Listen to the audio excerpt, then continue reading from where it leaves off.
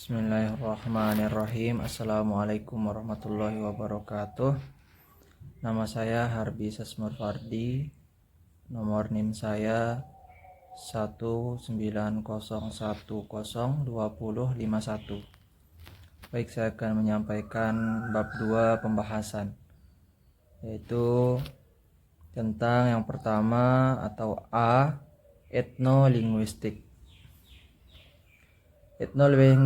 Etnolinguistik merupakan cabang dari linguistik, etnografi, dan etnologi.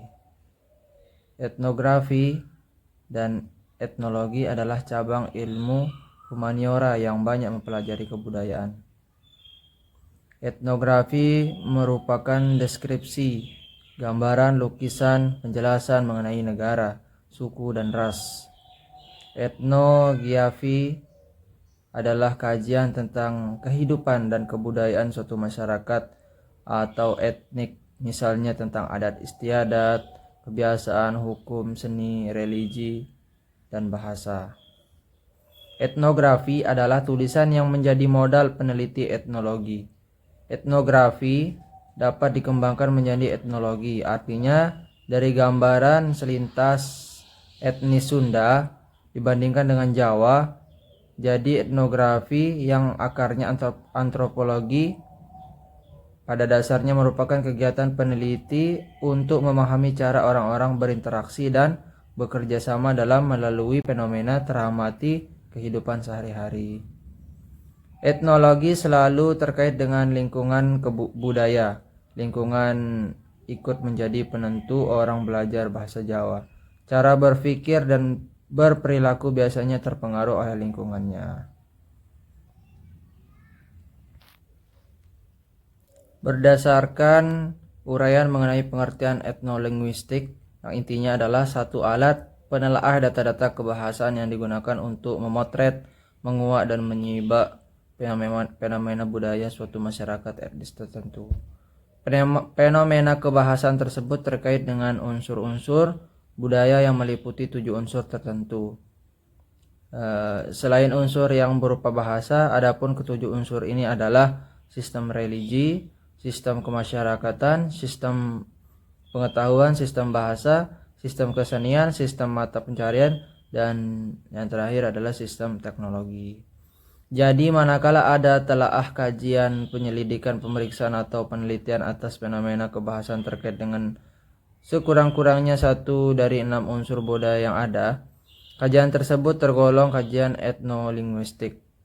Ciri khas kajian etnolinguistik selain tampak pada objek kajian atau telaahannya, juga metode telaahnya. Objek kajiannya adalah kosakata atau struktur bahasa masyarakat etnis, baik keturunan, adat, suku, bahasa, dan agama tertentu. Metode telaahnya secara singkat dikatakan yaitu fakta-fakta kebahasan melangkah menuju fenomena kebudayaan. Kita lanjut yang B, relevansi etnolinguistik dengan cabang ilmu linguistik lain. Sebagai ilmu yang tergolong interdisipliner, etnolinguistik tidaklah bertumpang tindih dengan ilmu yang lainnya, meskipun diakui bahwa memang etnolinguistik berkaitan dengan ilmu-ilmu yang lain. Ilmu-ilmu yang terkait dengan etnolinguistik seperti semantik dan semiotik, tentu masih banyak ilmu-ilmu lain yang juga berkaitan dengan etnolinguistik. Namun dalam hal ini, teori yang sesuai etnolinguistik adalah dengan semantik dan semiotik.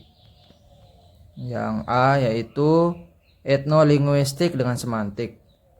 Penjelasannya, etnolinguistik seperti yang telah dijelaskan merupakan cabang linguistik yang menaruh perhatian terhadap posisi bahasa dalam konteks sosial dan budaya. Semantik merupakan istilah yang digunakan untuk bidang linguistik yang mempelajari hubungan antara tanda-tanda linguistik dengan hal-hal yang ditandainya, atau dengan kata lain, bidang studi dalam linguistik yang mempelajari makna dan atau arti dalam bahasa. Cakupan semantik sejauh ini hanyalah makna atau arti yang berkaitan dengan bahasa sebagai alat komunikasi verbal. Dengan semiotik.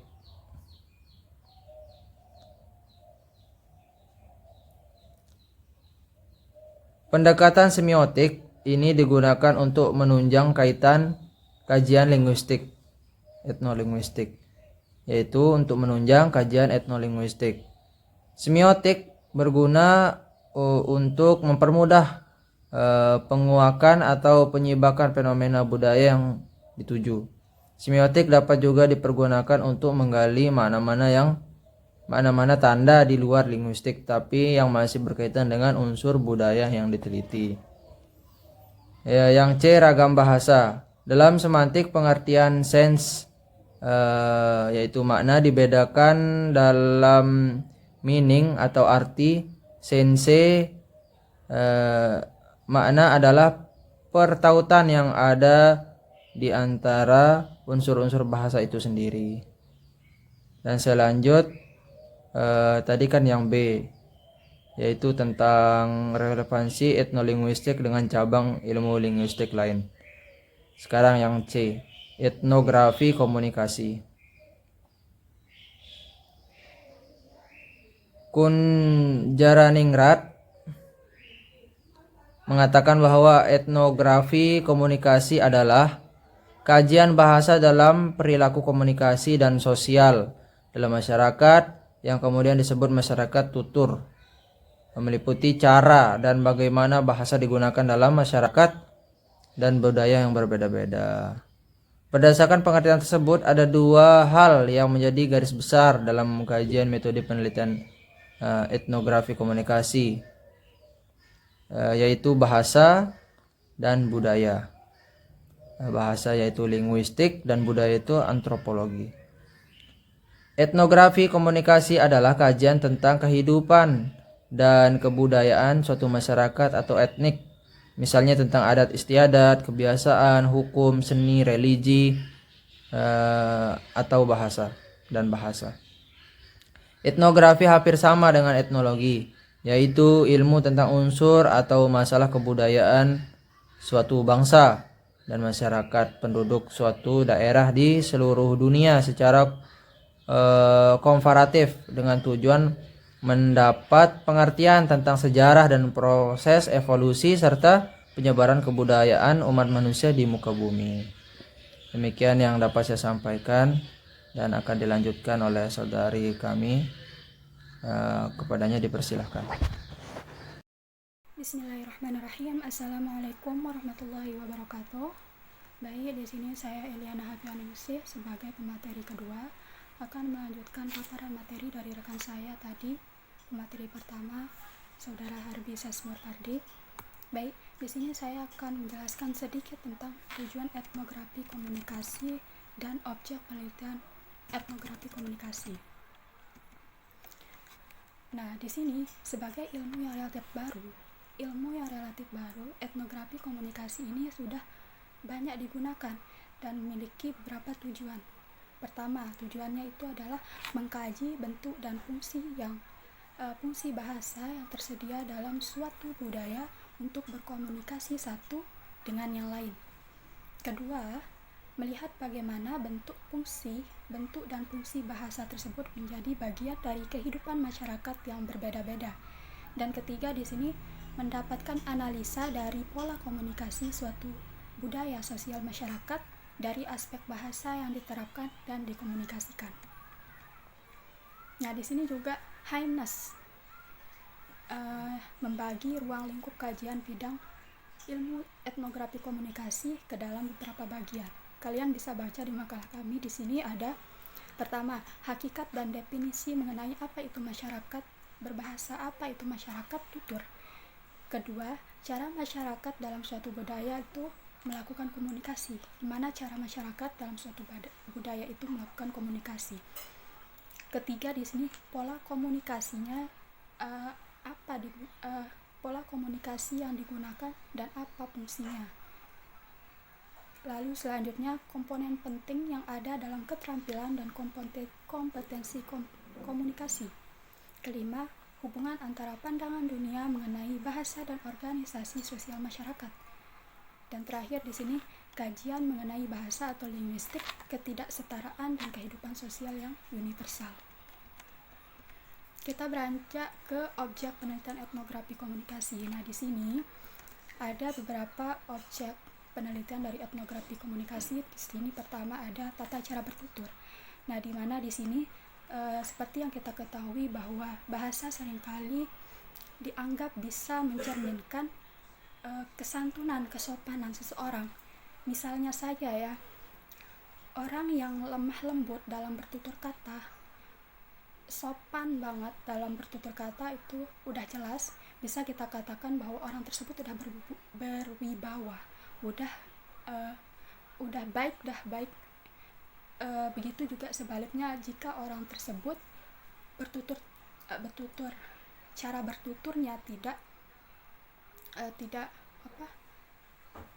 sesuai dengan kesopanan, tidak sopan, tidak santun, nah bisa diklaim juga itu merupakan sifat yang tidak baik, buruk banget. Nah, di sini aturan tata cara bertutur merupakan aturan-aturan yang dilakukan oleh pembicara dan pendengar pada saat berkomunikasi berkaitan dengan kebiasaan atau adat istiadat. Nah, contohnya di sini misalnya seorang anak kecil yang berbicara dengan orang tua harus memperhatikan mata dan dari pembicara. Soalnya jika orang atau anak kecil ini tidak memperhatikan lawan bicaranya saat sedang berbicara, malah matanya kemana-mana, itu sudah tidak dianggap sopan. Yang dianggap sopan itu ketika seorang anak atau orang lain memandang mata orang yang berbicara tersebut tanpa mengalihkan pandangan. Lalu di sini pendengar tidak boleh memotong pembicaraan dari pembicara sebelum pembicara benar-benar selesai berbicara. Jadi di sini jangan asal memotong, jangan asal menyela ucapan orang yang belum selesai bicara, itu sungguh sangat tidak sopan.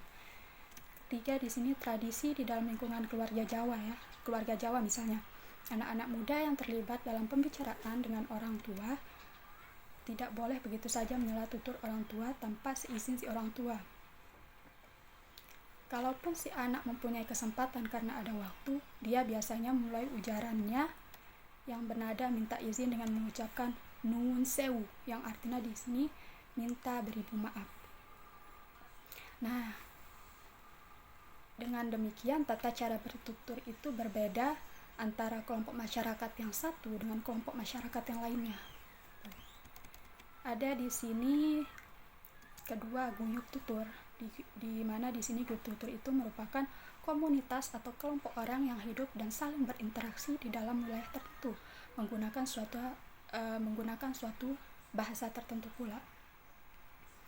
Nah, masyarakat tutur bukan hanya sekelompok masyarakat dalam budaya tertentu yang menggunakan bahasa sebagai tindakan komunikasi mereka, melainkan yang memiliki kaidah berbahasa dalam satu variasi bahasa.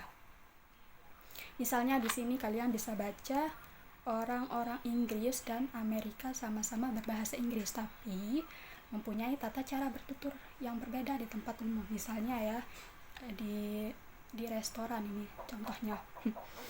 Di Inggris, dalam percakapan di restoran, suara partisipan atau suara pengunjung direndahkan sehingga orang-orang yang tidak terlibat percakapan itu tidak akan bisa mendengar apa yang dicakapkan.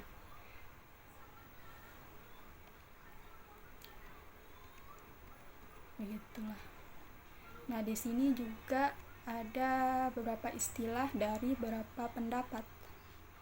Menurut Hudson di sini berpendapat bahwa istilah komunitas tutur mengacu kepada komunitas yang berdasarkan bahasa, yang sering dikacaukan dengan istilah komunitas bahasa atau linguistic community. Sedangkan John Lyons mengemukakan bahwa komunitas tutur adalah semua orang yang memakai suatu bahasa atau dialek tertentu. Kita lanjut ketiga, yaitu situasi, peristiwa, dan tindak tutur. Nah, di mana situasi itu tentu berkaitan dengan keadaan, berkaitan dengan suasana yang sedang berlangsung pada saat proses tutur terjadi. Tuturan yang terjadi dari tuturan pada situasi resmi akan berbeda dengan situasi tidak resmi. Perbedaannya sangat jelas terlihat, mungkin dari segi kebahasaan, baik itu gaya bahasa, pilihan kata, dan hal-hal yang mendukung pembicaraan pada situasi tersebut. Ini juga dilihat dari siapa yang menjadi pendengar atau audiens atau lawan bicara pada pembicaraan itu. Gaya bahasa dan diksi juga dipakai, biasanya dibedakan berdasarkan jenjang pendidikan lawan bicara. Jadi, situasi tutur adalah keadaan yang dikaitkan dengan tuturan. Misalnya di sini upacara, pertengkaran gitu.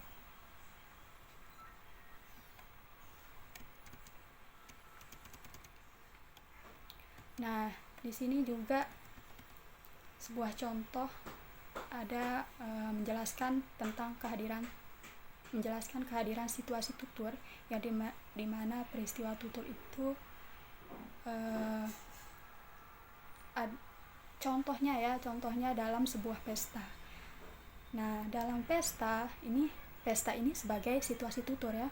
Terjadi percakapan selama pesta berlangsung dengan siapa saja, di mana saja, topik apa saja, barangkali juga ada sebuah candaan, lelucon yang terjadi dalam percakapan tersebut. Nah, adapun tindak tutur adalah kalimat atau pernyataan yang dinyatakan untuk mewadahi maksud dan tujuan tuturan. Kajian terhadap tindak tutur banyak ditelaah dibandingkan dengan dua konsep lain yang membangun etnografi komunikasi.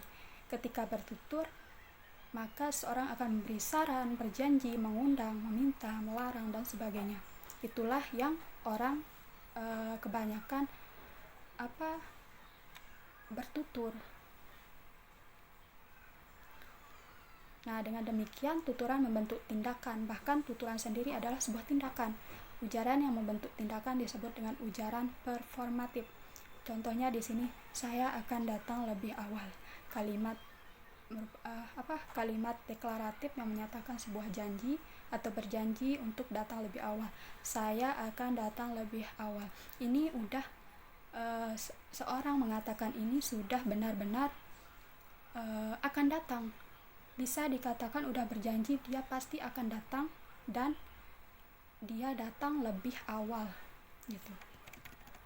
Ada di sini juga komponen tutur, di mana komponen tutur ini meliputi kepanjangan dari kata speaking yang dijelaskan. S, situation, mencakup latar dan suasana. P, partisipasi, mencakup tidak hanya penutur dan mitra tutur, tapi juga adresor, juru bicara yang terkadang yang diwakili tidak berada di tempat. A, N atau tujuan, menyangkut maksud dan hasil yang akan dipilah atas tujuan dari peristiwa tutur dipandang dari sudut budaya. A, sequence, urutan tindak. Nah, di mana mencakup bentuk pesan, bagaimana pesan itu disampaikan dan isi pesan itu, apa yang disampaikan. Ada K, speak, K, kunci, yang mengacu pada bagian suatu tuturan disampaikan, misalnya serius, hikmat, lucu, sinis, dan sebagainya. I, instrumentalitas, peranti perabotan mencakup saluran lisan, tulis, email, dan bentuk tutur misalnya mengacu pada bahasa, dialek, kode, dan sebagainya. And di sini norma mencakup norma interaksi dan norma interpretasi. Misalnya di sini masih contoh dengan orang Jawa. Di sini bagaimana orang Jawa selalu mematuhi sopan santun sebagai norma interaksi meskipun hanya tuturan fatis. Dan terakhir G, speaking. G terakhir genre yang mengacu pada jenis-jenis wacana yang dipakai, misalnya puisi, khutbah, lawak, perkuliahan, dan sebagainya. Ya, ada lagi di sini menurut Haimas ada 16 komponen tutur, kalian bisa dibaca di sini. Sebenarnya sama saja dengan yang saya jelaskan tadi sedikit, cuma di sini ada tambahan seperti penutur, pengirim, pendengar, maksud hasil, maksud tujuan gitu. Dan terakhir di sini nilai di balik tutur. Nah, di balik tutur ada nilai-nilai sosial budaya, artinya dengan melihat tuturan seseorang atau sekelompok orang, kita dapat menentukan atau setidak-tidaknya menerka dapat mengidentifikasi siapa orang itu, dari kelompok mana dia, makna sosial tuturnya nilai, ajaran, pandangan hidup gitu dan sebagainya. Mungkin sekian dari saya, kurang lebihnya saya mohon maaf. Wassalamualaikum warahmatullahi wabarakatuh.